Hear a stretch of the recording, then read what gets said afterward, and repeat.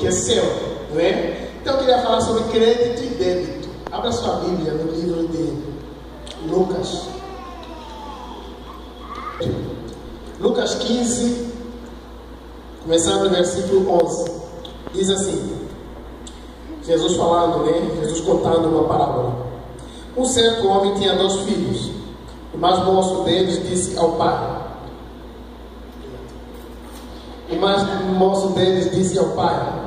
dá-me parte da fazenda que me pertence. E ele repartiu a fazenda a eles. E poucos dias depois, o filho mais novo ajuntou tudo, partiu para uma terra longínqua e ali desperdiçou todo o seu dinheiro, vivendo de maneira dissoluta. Havendo ele gasto tudo que houve naquela terra, uma grande fome, e começou a padecer necessidade. Foi e chegou-se a um dos cidadãos daquela terra, o qual mandou para os seus campos apacentar os porcos, e desejava encher o seu estômago com as bolotas que os porcos comiam, e ninguém lhe dava nada. Caindo em si, disse: quantos trabalhadores de meu pai têm abundância de pão, e eu aqui perecendo de fome. Levantar-me-ei e irei ter com meu pai. Disse-lhe: Pai, pequei contra o céu e perante a ti. Já não sou digno de ser chamado teu filho. Faz-me como um dos seus trabalhadores. Levantando-se, foi para o seu pai. E quando ainda estava longe,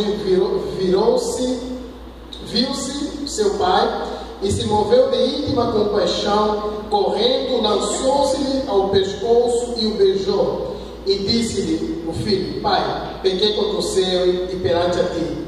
Já não sou digno de ser chamado seu filho.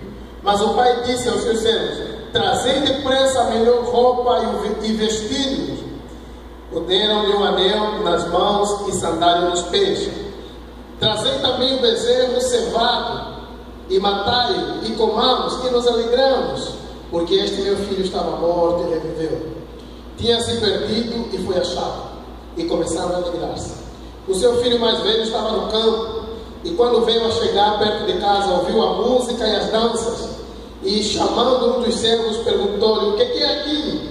E disse-lhe o servo: veio teu irmão, e teu pai matou o bezerro cevado, porque recebeu sal e sal. Mas ele se indignou e não queria entrar. E saindo seu pai, falou para ele, disse ao seu pai: eis que te sirvo há tantos anos, sem nunca transgredir o teu mandamento, e nunca me deste um cabrito para me alegrar com os meus amigos. Vindo, porém, esse teu filho que desperdiçou todas as suas riquezas com as meretrizes, mataste-lhe o bezerro cevado.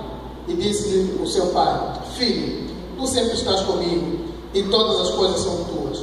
Mas era justo alegrarmos e regozijarmos, porque teu irmão estava morto e reviveu, estava perdido e foi achado. Amém? Amém. Senhor, nós te damos graça.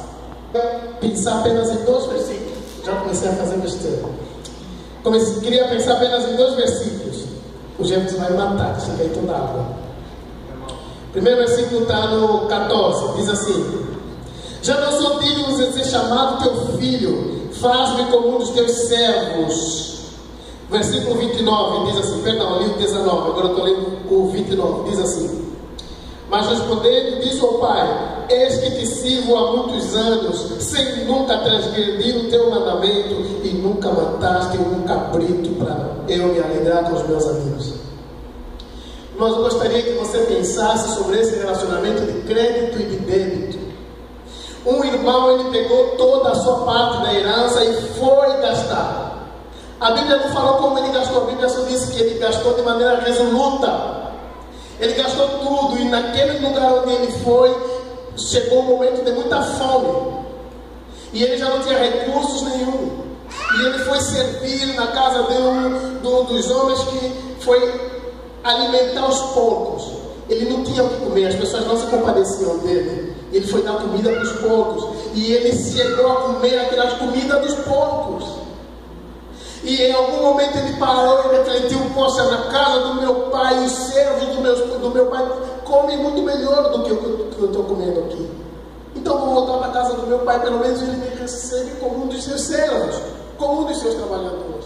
E ele vai montar um plano, ele vai dizer, vou chegar e vou falar dessa maneira.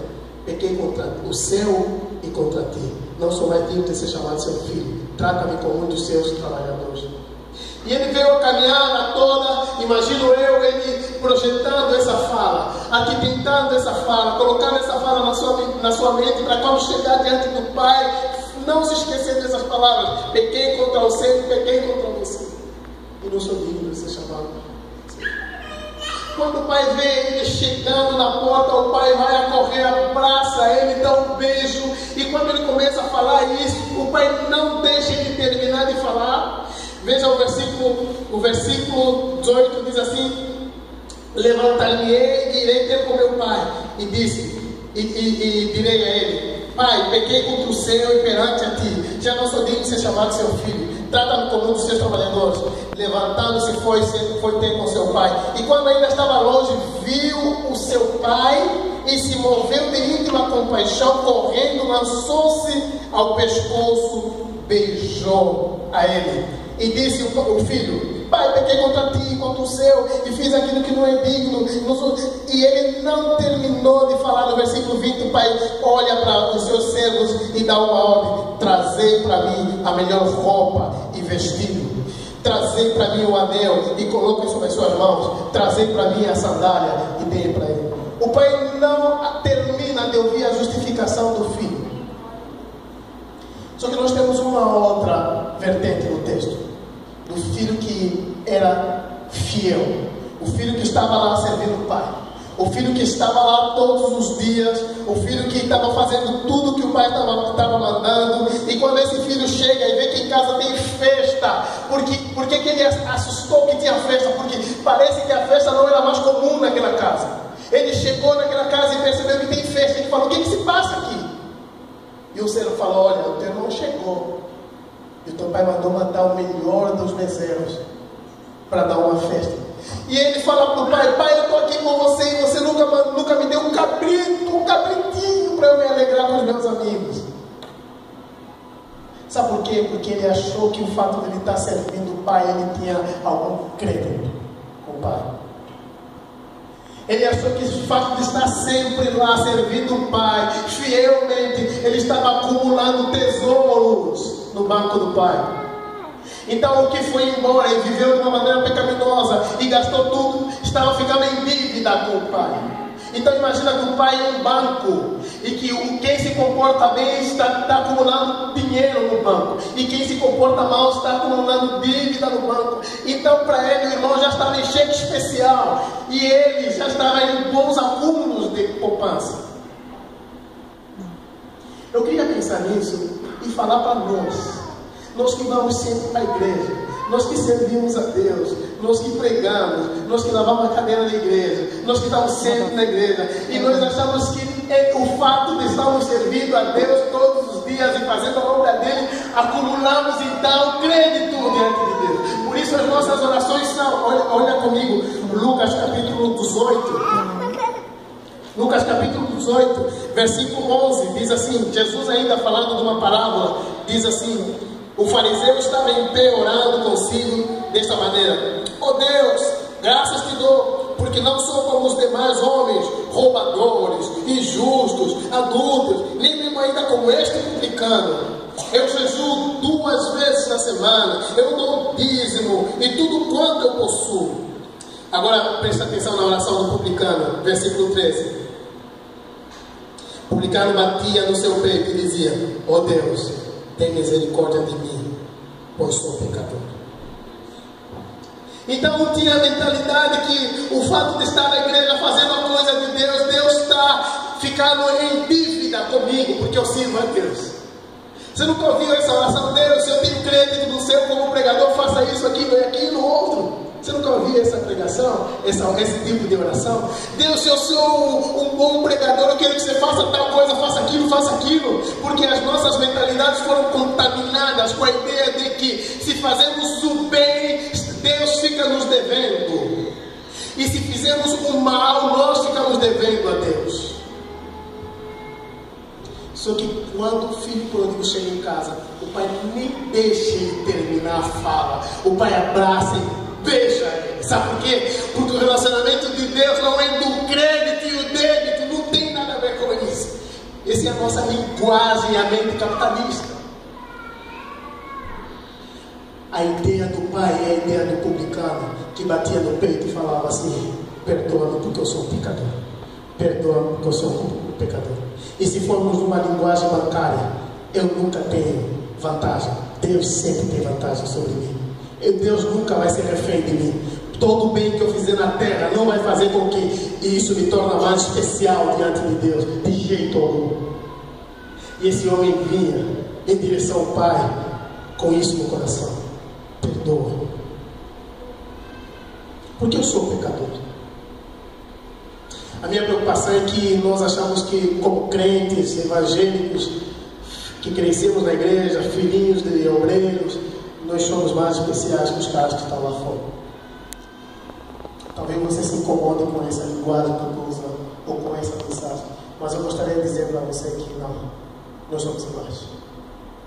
Que não tem o fato de você, não estou desincentivando você a não servir a Deus. Sirva a Deus, faça isso para Deus, mas não faça como um filho que chegou para Deus e falou assim: eu te sirvo, eu estou aqui, você nunca matou nenhum cabrito por mim, porque ele achava que Deus era obrigado a dar alguma coisa para ele, porque ele estava servindo a ele. Deus não está obrigado a me dar nada, nada.